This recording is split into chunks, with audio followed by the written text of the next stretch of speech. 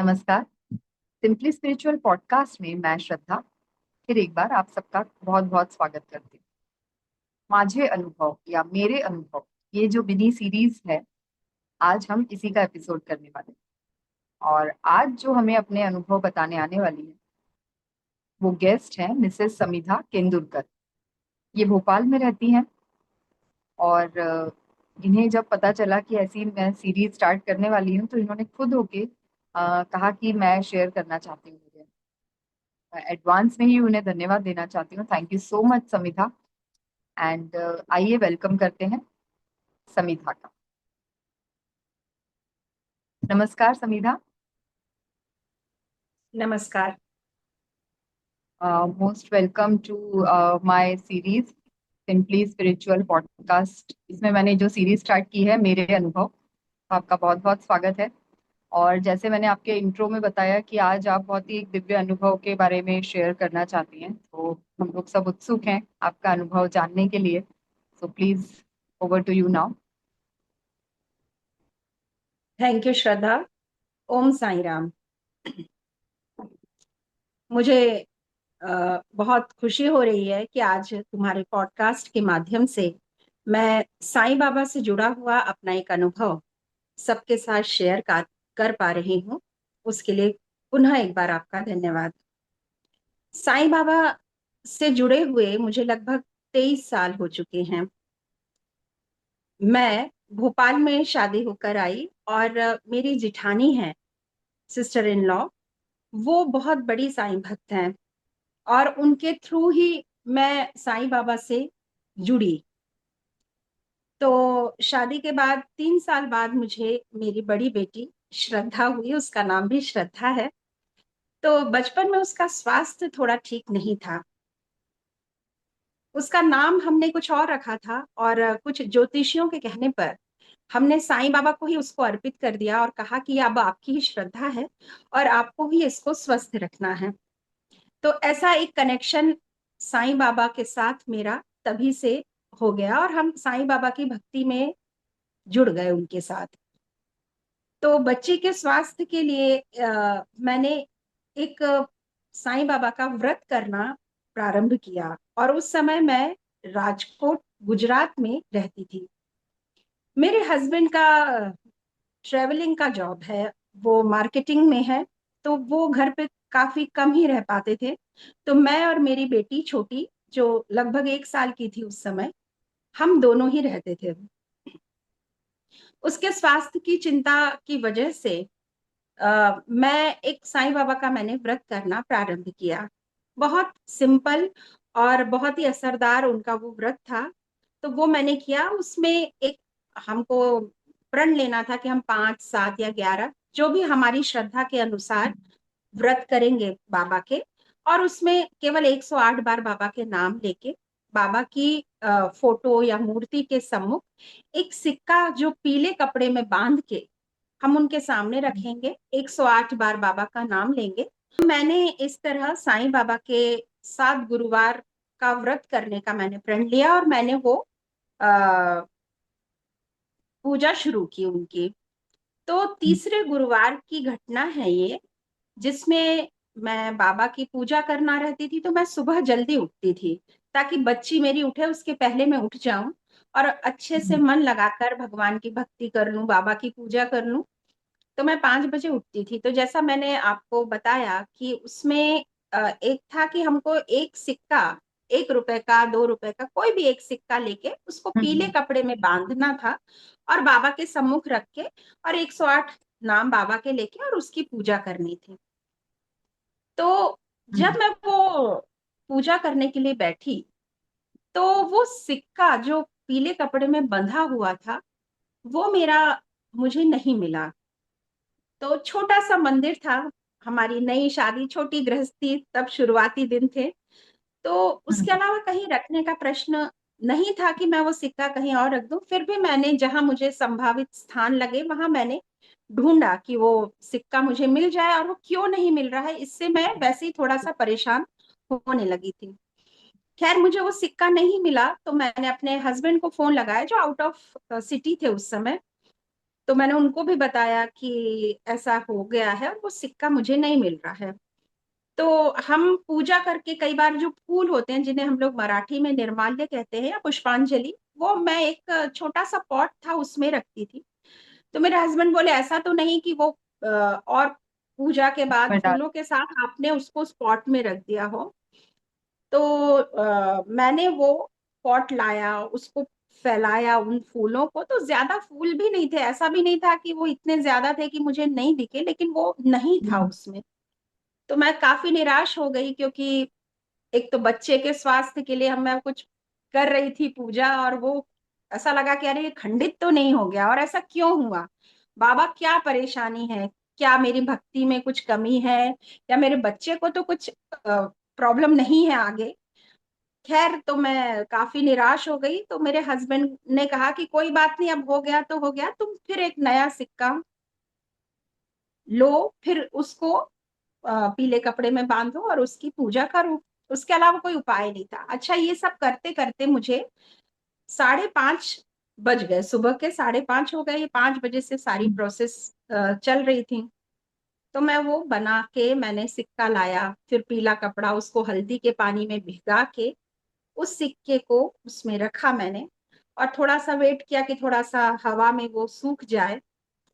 हम्म। आ, तो मैं बैठी थी, लेकिन एज अ मदर कहीं मैं इमोशनल हो गई, और मेरे पास एक्चुअली साईं बाबा की मूर्ति है जो मैं शिरडी से ही लाई थी। उसकी मैं उसके सामने मैं बैठ के और रोने लगी कि बाबा ऐसा क्यों हो रहा है। बच्ची एक तो हुई, उसको कुछ प्रॉब्लम भी निकली, तो चले उससे हम बाहर भी आ गए। बाबा ने इतनी कृपा करी कि वो स्वस्थ हो गई, उसका कोई समस्या नहीं रही उसके साथ। तो फिर भी एक कहीं ना कहीं मन में एक डर एज अ मदर मुझे था। डाउट आ जाती वैसे विश्वास भी था कि बाबा है मेरे साथ, तो कुछ नहीं है डरने की बात, लेकिन है। फिर भी। तो ये बात 5:30 मैंने आपको बताया कि सुबह के 5:30 बज गए। अच्छा, हम गुजरात में राजकोट में जहाँ रहते थे वहां पे 88 बिल्डिंग्स थी, और 4 फ्लोर की बिल्डिंग्स थी। तो उन बिल्डिंग में लिफ्ट नहीं थी, और मैं थर्ड टॉप फ्लोर पे मैं रहती थी। छोटा सा घर था मेरा, एक 2 रूम्स थे समझिए, किचन था, किचन के पास एक छोटी सी बालकनी थी। आप सोचिए कि मैं बाबा की मूर्ति के सामने बैठ के रो रही हूँ सिर्फ। उतने में मुझे आवाज आई, सबका मालिक एक है। और आप सोचिए कि सुबह 5:30, और वो फरवरी का महीना था जब हल्की ठंड रहती है, तो 5:30 बजे उजेला नहीं होता, मतलब रोशनी उतनी नहीं होती है कि आपको दिखे प्रॉपरली। पर मुझे वो आवाज सुनाई आई कि सबका मालिक एक है। एकदम मन में लगा कि बाबा आ गए, ऐसी आवाज इशारा। मुझे। हाँ, कि ये आवाज आ रही है और बाबा कहाँ है।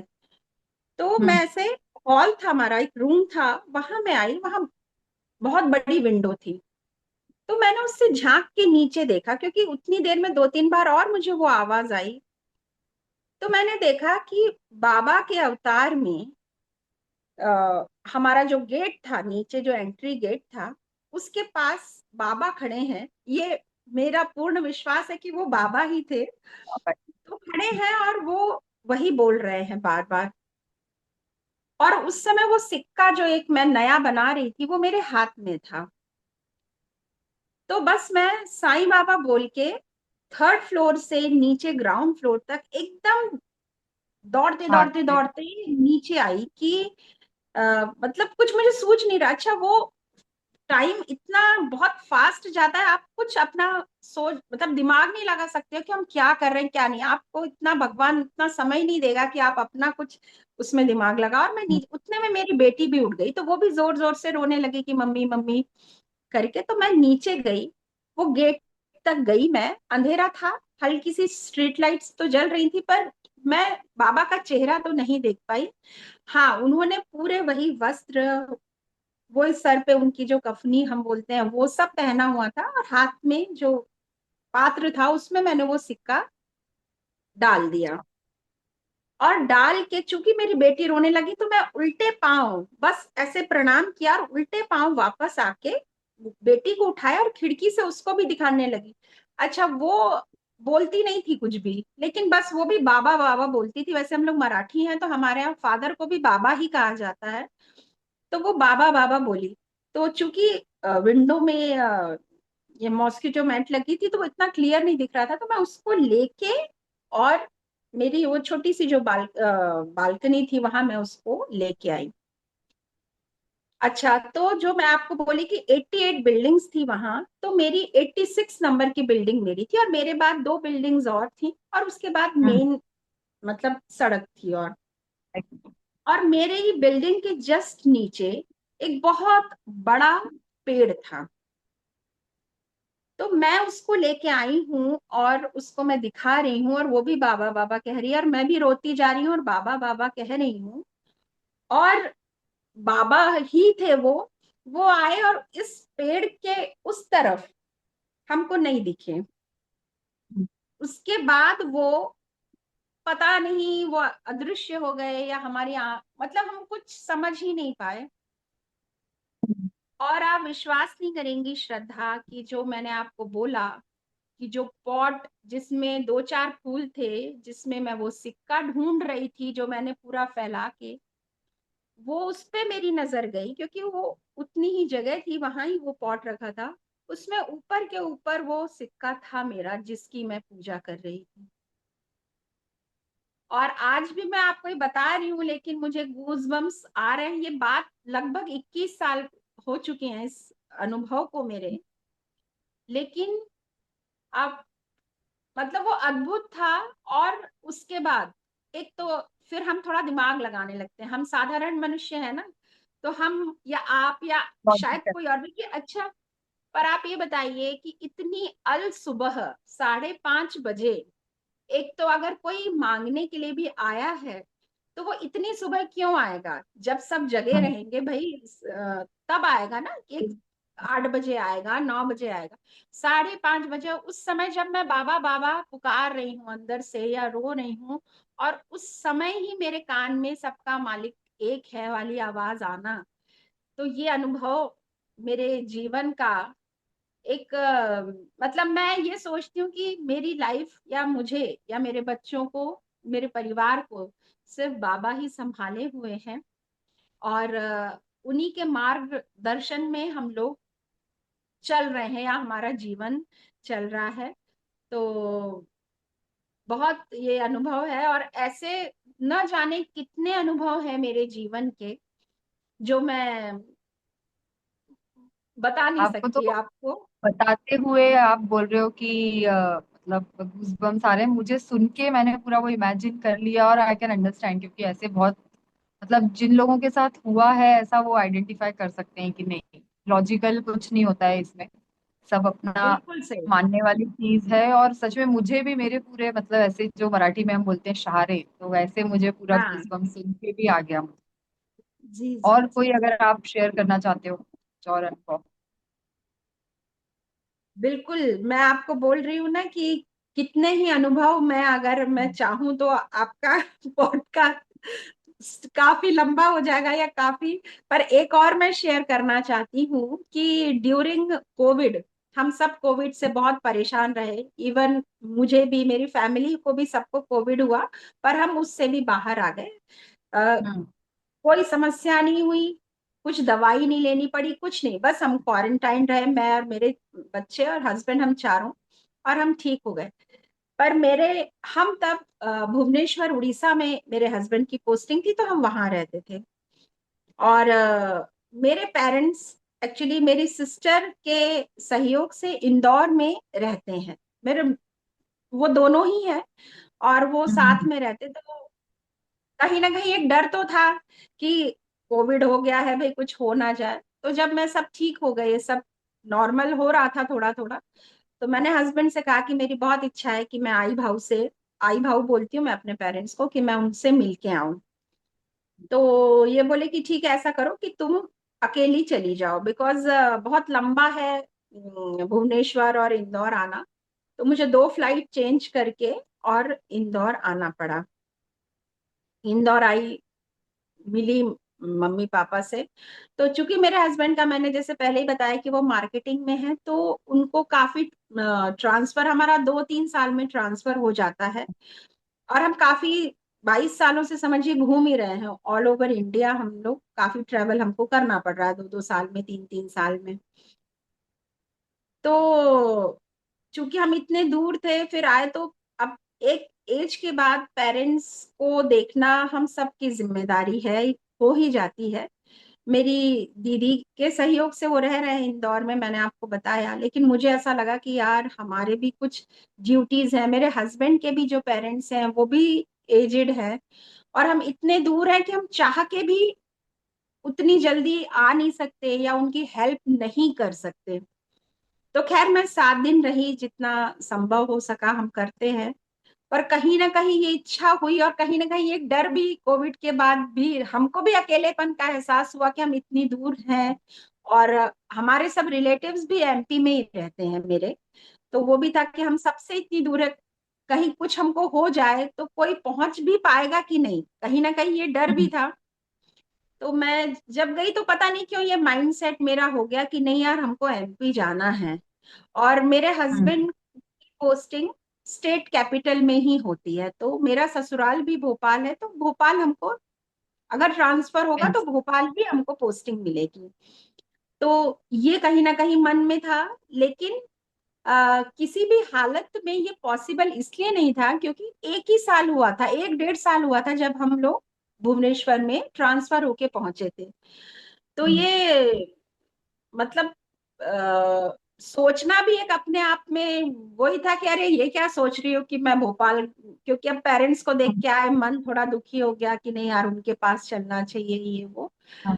तो खैर मैं वापस जब भुवनेश्वर पहुंची, आप विश्वास नहीं करोगे श्रद्धा की, 2-3 दिन हुए थे मेरे को इंदौर से वापस भुवनेश्वर गए। तो शाम को जो हम दिया बत्ती करते हैं, तो मैं ऐसे बैठ के और बस रोज वापस जाने के बाद रोज प्रार्थना कर रही थी कि बाबा मैं चाहती हूँ कि मैं थोड़ा अपने मम्मी पापा या मेरे इन लॉज हैं उनके पास हम पहुंच जाएं, ताकि थोड़ी हमसे जितनी हेल्प हो सके उनकी हम कर सके। तो आप कुछ मदद करिए। ये मदद मैंने मांगी बाबा से कि कुछ हेल्प चाहिए। आप विश्वास नहीं करोगे, तीसरे या चौथे दिन की बात है, मैं उस समय दिया लगा ही रही थी और मेरे हस्बैंड ऑफिस से वापस आए, आके बोले कि समिधा ऐसा है कि भोपाल में ना एक पोस्ट जो है वैकेंट हुई है, जो थे वहां पे पहले, वो ट्रांसफर होके या जो भी उनका वो चले जा रहे हैं, भोपाल छोड़ के जा रहे हैं। और आप सोचिए कि मैं उसी माइंडसेट में हूँ कि मैं बाबा से बोल रही हूँ कि बाबा हमको भोपाल जाना है। और मैंने अचानक इनसे कहा कि आप बोल के देखिए, अपने बॉस को बोलिए कि सर ऐसा है, मेरे पेरेंट्स भी बुजुर्ग हैं, मेरे इन लॉज भी बुजुर्ग हैं, तो अगर पॉसिबल। तो बोले यार तुम क्या बात कर रही हो, अभी अपने को 1.5 साल हुआ है और प्राइवेट जॉब में इतना पॉसिबल नहीं है कि हम बोले और आप हमारा ट्रांसफर। तो पता नहीं, मैंने इनसे कहा नहीं आप बोल के तो देखिए, बोल के तो देखिए। श्रद्धा विदिन 15 डेज हमारा ट्रांसफर हो गया भोपाल। और मतलब भोपाल ट्रांसफर तो हुआ ही। हमने यहाँ पे पहले तो हम रेंट पे घर लिया हमने, मेरे हस्बैंड का ऑफिस भी पास में ही है जहाँ हम लोग रहते हैं फिलहाल अभी। तो हमारा घर इन्होंने फाइनल कर लिया, घर मिल गया हमको। उसके बाद हमको ये मालूम चला कि इस जगह का नाम ही शिरडीपुरम है। और मेरे घर से मुझे लगता है 1 किलोमीटर भी नहीं है, साईं बाबा का एक इतना बड़ा मंदिर है कि मैं आपको बता नहीं सकती हूँ। तो ये कुछ संयोग है, आप संयोग भी कह सकते हो। मेरी श्रद्धा, मैं अपनी श्रद्धा समझती हूँ बाबा के प्रति, कि वो उन्होंने ये सोचा कि हाँ ये दिल से चाह रहे हैं अपने माँ बाप की या इन लॉज की सेवा करना, तो चलो इनको लेके चलते। और कैसे वो हो गया, कि हमारा ट्रांसफर हो गया, 15 दिन में हम को लेटर मिल गया, और विद इन और 15 दिन में तो हम भोपाल शिफ्ट हो गए। और उसमें एक और मैं जोड़ देती हूँ कि जब हम यहाँ आए, मुझे बहुत अच्छा लगा कि लो बाबा ने हमको शिरडीपुरम में ही रख लिया, अपने पास ही रख लिया। तो मुझे ये सोसाइटी जहाँ मैं रहती हूँ वो भी बहुत अच्छी लगी। तो मैंने इनसे कहा, कहीं ध्यान नहीं, मैंने ध्यान में भी नहीं था, और मैंने इनसे कहा कि यार अपन क्या यहाँ घर खरीद लें क्या। और ये बोले कि ठीक है, देखते हैं क्या है क्या नहीं। मेरे हस्बैंड कभी किसी चीज के लिए मना नहीं करते। मैंने कुछ भी कहूंगी तो वो हाँ हाँ हाँ हाँ बोलते हैं। और ये भी एक बहुत, और मैं बस मंदिर जाती थी, बाबा से कहती थी कि मुझे तो अब यहीं आपकी शिरडीपुरम में रहना है, और आप मुझे हम्म। आशीर्वाद दीजिए। 8 महीने भी हम यहाँ नहीं रहे, और हमने अपना खुद का घर भी ले लिया, और अब हम हम्म। यहाँ रह रहे हैं। तो अ, क्या ही बताऊं मैं कि ऐसे क्या कितने ही अनुभव हैं जिनसे हमारा जीवन जुड़ा हुआ है बाबा के साथ, और बाबा का बहुत आशीर्वाद है। तो मैं आपको बहुत बहुत धन्यवाद देना चाहती हूँ कि आपने मेरा अनुभव सुना, और आपके माध्यम से और कई और लोग भी सुनेंगे। जी। बहुत ही सुंदर अनुभव आपने बताया। अच्छा, मैं एक चीज पूछना चाहती हूँ। मतलब मुझे तो पता है, जी। बट फिर भी आप अगर बताओ कि आपको ये कैसे पता चला कि ये मेरे अनुभव जो सीरीज है और इसमें आप अपने अनुभव बता सकते हो, तो आप उसके बारे में भी थोड़ा सा बताओ। हाँ। एंड मैं पहले तो लोगों को बता देती हूँ कि समीधा मेरे मम्मी के ही बिल्डिंग में रहती है, और इसलिए मेरी पहचान हुई है। ये एक्चुअली मेरी मम्मी की फ्रेंड है। एंड अब मम्मी के थ्रू बिल्कुल मेरी बिल्कुल। मम्मी अच्छा, के मैं, थ्रू अब मेरी भी हाँ, फ्रेंड बनी है। हाँ। फ्रेंड है पर मैं उनको काकू कहती हूँ। और परांस पे काकू ने आपकी क्लिपिंग को, हमारा एक ग्रुप है यहाँ पे, व्हाट्सएप ग्रुप, उसमें शेयर किया था। तो वो क्लिपिंग देख के, और इसलिए मैंने सोचा कि मैं आपका पॉडकास्ट में अगर मुझे भी मौका मिले, मैं भी अपने अगर अनुभव शेयर कर सकूं आपके थ्रू, तो मुझे बहुत खुशी होगी। तो मैंने आपसे कांटेक्ट किया। एक्चुअली आप बेटी बिल्कुल। है, लेकिन मुझे अक्सर सब लोग उनकी बेटी ही समझते हैं। ये मैं आपको बता दूं। क्योंकि हम लोग सब बहुत बड़बड़ करने वाले लोग हैं ना, तो इसके लिए लोगों को लगता है कि अच्छा ये वैसे कनेक्शन निकालते हैं। मौका दिए इसके लिए धन्यवाद। नहीं तो थैंक यू सो मच आपको कि आपने खुद होके ऐसे, मतलब क्योंकि मैं तो सबको रिक्वेस्ट कर ही रही हूँ, मैंने वो क्लिप भी इसीलिए, इंट्रो क्लिप इसीलिए बनाया था, बट मुझे बहुत अच्छा लगा कि खुद होके आपने बोला कि मुझे भी शेयर करना है। और सच में मैं हर ही, मतलब सारे एपिसोड्स में बोल रही हूँ कि लोगों के अनुभव सुन के, लोगों की बातें सुन के दूसरों को भी बहुत सीखने को मिलता है, कुछ ना कुछ सॉल्यूशन मिल जाता है, अपने प्रश्नों के उत्तर मिलते हैं। तो इसके लिए जितना बिल्कुल मैं बाकी सब लोगों को भी रिक्वेस्ट करूंगी कि अगर आपके पास भी कुछ ऐसा है शेयर करने जैसा, तो जरूर आप मुझे मैसेज करिए या कमेंट्स में आप बताइए कि आप अपने अनुभव शेयर करना चाहते हैं, या कुछ और अगर इवन टॉपिक्स भी आपके पास हैं आध्यात्मिकता से रिलेटेड, कि आपके पास नॉलेज है और आप बता सकते हो जिससे लोगों को ज्ञान मिलेगा या कुछ अच्छा उनको सीखने को मिलेगा, तो मोस्ट वेलकम। आप आइए, सिंपली स्पिरिचुअल पॉडकास्ट के बिल्कुल ओपन है, कोई भी यहाँ पर आकर अपने एक्सपीरियंसेस और नॉलेज शेयर कर सकता है। तो साईं बाबा का तो मतलब सभी लोगों को बहुत अच्छे अनुभव आए हुए हैं, और भगवान का तो वही है कि जो लोग मानते हैं उन्हीं को वो चीज समझ में आती है, जो नहीं मानता है उसको हम कितना भी समझा लें, नहीं पता चलता है वो। तो बिल्कुल, एक बहुत ही शक्ति है जिसको सब लोग अपना अपना नाम दे रहे हैं आज। हम ये बोलेंगे, या, आज हम साईं बाबा बोल रहे हैं, कोई उसे किसी रूप में देख रहा है, लेकिन वो शक्ति तो कहीं ना कहीं है जो हम सबको गाइड करती है अपने जीवन में। बस उसके लिए जरूरी है कि हम अपने कर्मों को अच्छा रखें, कर्म करते रहें, अच्छे कर्म करें। ये मेरा एक जीवन का मतलब ध्येय यही है कि कुछ बुरा किसी के लिए ना करें। इतना भी अगर हम कर पाए तो वो शक्ति आपको हमेशा सपोर्ट करेगी। सुन के बहुत अच्छा लगता है कि सच में किसी भी रूप में, नाम कुछ भी हो। दत्त महाराज, मैं बहुत ज्यादा दत्त महाराज को बहुत मानती हूँ, बट ये साईं बाबा भी उन्हीं का एक अंशावतार ही मानते हैं। बिल्कुल और बिल्कुल। आज गुरुवार का दिन भी है, और हम आज ये एपिसोड हम रिकॉर्ड कर रहे हैं, एंड पब्लिश भी मैं गुरुवार को ही करूंगी। सो बहुत ही अच्छा एक्सपीरियंस लगा मुझे सुन के, और मैंने बहुत एंजॉय किया आपका सेशन।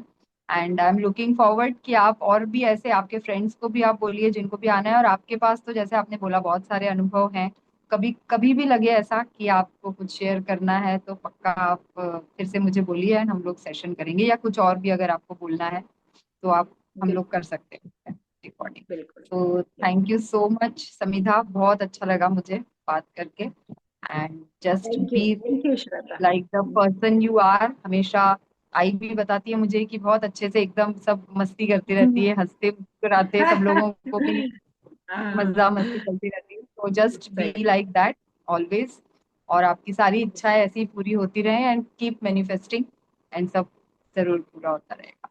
सिंपली बिल्कुल। स्पिरिचुअल में आने के लिए बहुत बहुत धन्यवाद। थैंक बहुत बहुत धन्यवाद। यू।